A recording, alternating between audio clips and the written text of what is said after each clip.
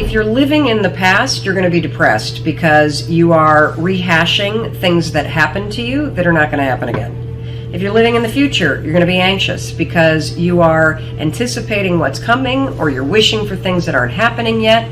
Being in the present is where the gold is.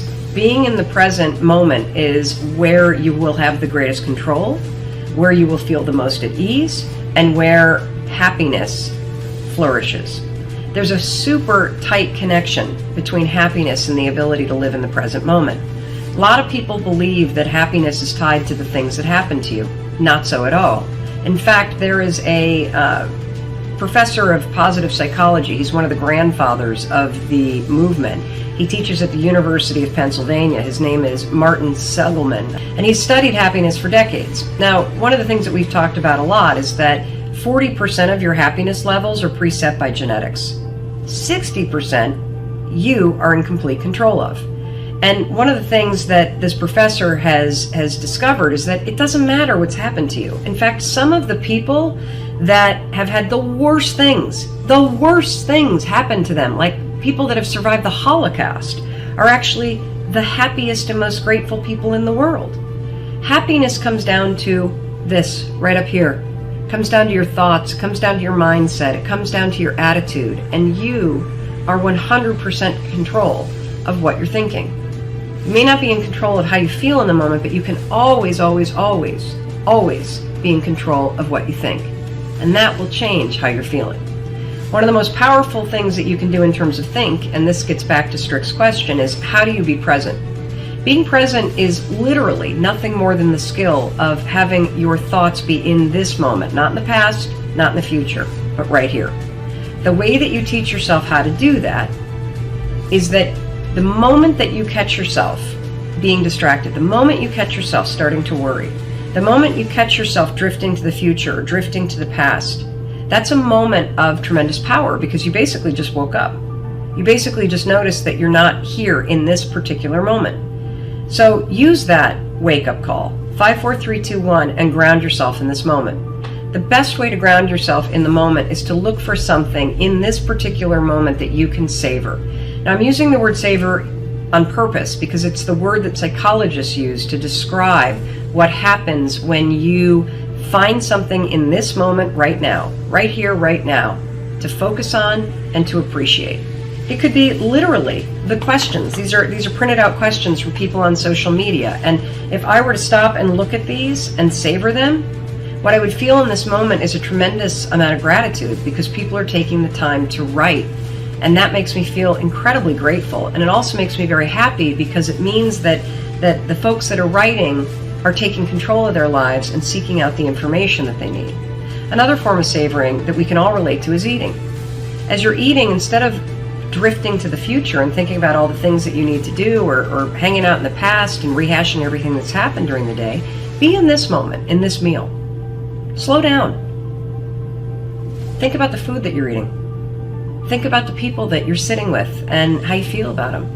And if you want to take it up a notch, actually acknowledge them. Hey, this food tastes amazing. Thank you for cooking. Or I'm so glad to see you and that we get the time to have this meal together. Those small, simple acts of savoring are how you expand your happiness inside the present moment. So, how do you be more present? Simple. The moment that you catch yourself in the future, in the past, worrying, whatever, refocus yourself right here, right now, and then find something right here, right now that you can savor. And when you do that, you're not only going to be present, you're going to feel more grateful, and you're going to feel a little boost of happiness. Every single one of us who both dreams and creates things faces voices of dissent, both from people that we know, from people that we don't know, and very often the most deadly comes from within. And if we don't take a thoughtful, conscious approach to taking on our unrealistic dreams, they just ain't gonna happen. But if you are up for the challenge, and I think you are, here are 5 steps that can help. Step number 1 is frame your dream. And here's what this means. We can't become what we can't envision. So when I say frame your dream, what I mean is I want you to take a picture of it in your mind's eye in vivid, specific detail. And then what I want you to do is translate that picture into words, meaning write down that big unrealistic dream. And I know that you may have heard about the power of writing things down before, but the truth is most people just don't do it, which is so crazy because the research is conclusive on this.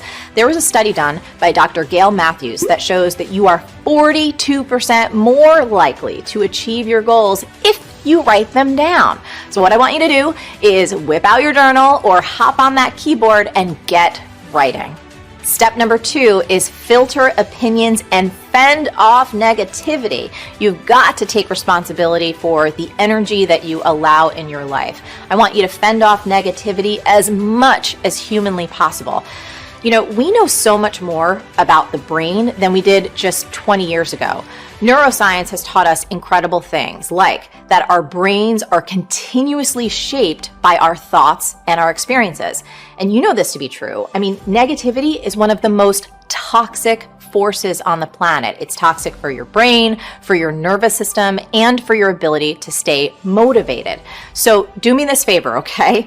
Do not solicit or listen to the opinions of people who are notorious for just being Debbie Downers. The one mistake that I've seen people make consistently is they almost habitually talk to the exact person who is the most likely to shoot them down and make them feel like crap. So don't do that.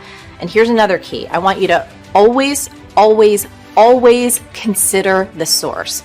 Meaning, don't put a lot of stock into other people's opinions unless they're actually out there consistently taking risks and being brave and actually making things happen. I mean, if you think about it, let's say, I don't know, you wanted to climb Mount Everest. Would you ever take advice from someone who's never even attempted the summit? No, of course not. That would be crazy. So don't take advice from anyone unless you really think it through.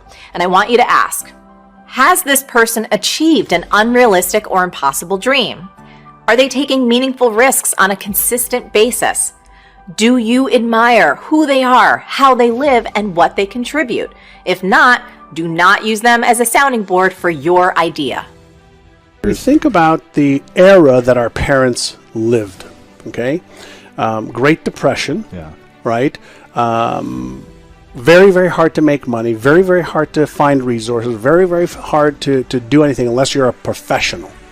So our parents said to most of us, if you don't become a professional, you're going to struggle. You're going to struggle and suffer.